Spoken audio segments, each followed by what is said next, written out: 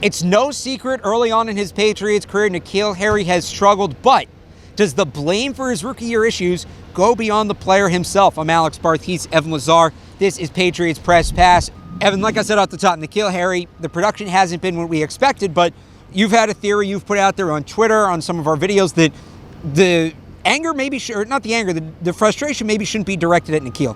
Yeah, so I really think that the coaching staff, starting with Josh McDaniels, is putting N'Keal Harry in a really tough spot right now, in a position where he is not going to succeed. If you are expecting N'Keal Harry, after watching him at Arizona State, after watching him in training camp and a couple of weeks of practice and games that he's played already, if you're expecting N'Keal Harry to run a timing in cut, or from the X spot against one-on-one coverage, press coverage on the outside with a good corner, and you want him to run timing routes, you got the wrong guy. That's not the guy that you drafted. The guy that you drafted is a jump ball specialist. He's a downfield vertical threat, and he's great after the catch with the ball in his hands. Throw him screens, throw him little crossing routes, throw him deep balls, throw him fades, back shoulders, high point the ball down the field. That's his skill set. Right now they're asking him to be a precision route runner, which he has never been at any stage of his collegiate or NFL career. Time and time again, we see that he does not have the route running technique to be that guy. Time and time again, they're asking him to run slants and in cuts and these little timing precision routes that have to be on the same page as the quarterback and run with great technique at the top of the route,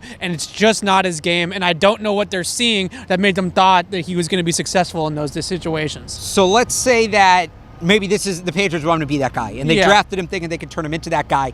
Is that realistic? How quickly can that be done? Maybe realistic in his career at some point over the next 4 or 5 seasons, he could turn into that guy. But as a rookie, to get him the best out of N'Keal Harry right now, and quite frankly, the Patriots need the best out of N'Keal Harry right now. They need that kind of spark in their offense. He should be a specialized player in the open field. We're talking screens, high point fades, back shoulders, simplify his route tree in the open field. In the red zone, throw the guy the ball. Throw the guy some back shoulders, throw him some jump balls. That's key in the red zone. And I think it's funny because we saw on Monday Night Football with the Minnesota Vikings what Kyle Rudolph did in the red zone when he had that one-handed catch in the back of the end zone. Having that big target in the red zone is key. They aren't even putting N'Keal Harry on the field in some red zone situations. We're seeing other receivers play over him in those spots. They need him to be like rookie year Rob Gronkowski.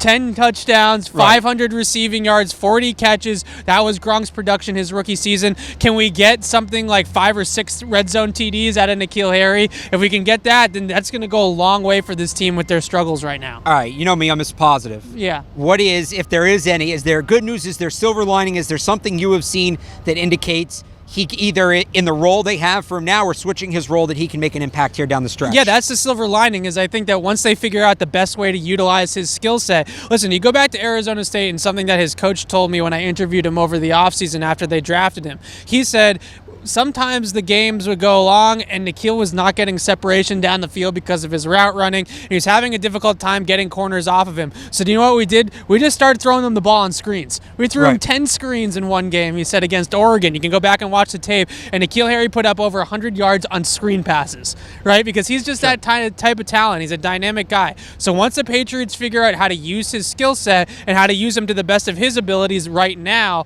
not what he could be 3 to 4 years from now once he gets some route running polish, but what he is right now, I think you're going to see some more production out of him. Can the Patriots win without him?